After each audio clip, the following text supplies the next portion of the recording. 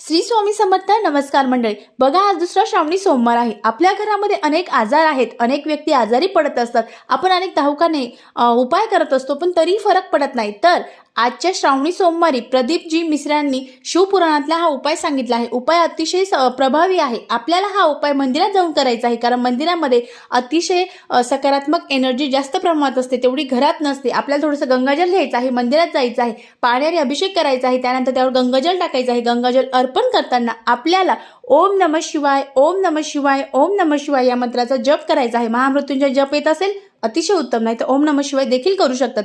त्यानंतर जे तीर्थ आहे ते आपल्याला वाटीत घ्यायचं आहे. घरी आल्यानंतर ते सर्वांना आपल्याला द्यायचं आहे. असं केल्याने आपल्या घरातील कोणताही व्यक्ती आजारी पडणार नाही. आपल्या घरापासून आजार हे दूरच राहतील आणि आपल्या घरामध्ये जे सतत आजारी पडणारी व्यक्ती आहे ते सुद्धा लवकरात लवकर बरे होतील. अतिशय साधा आणि अतिशय प्रभावी उपाय आहे, निश्चित करावा. ओम